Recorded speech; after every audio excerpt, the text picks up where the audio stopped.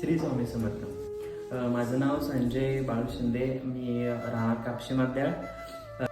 एक काळ असा होता की असं भरपूर साऱ्या वाटा होत्या की कोणत्या वाट्यात जाऊ, कोणता मार्ग काय सापडत नव्हतं. कुठे गेले की काहीतरी प्रॉब्लेम, काहीतरी असं कोणत्या प्रकारे कोणत्या रस्त्यावर गेलो काहीतरी अडचण असायचीच.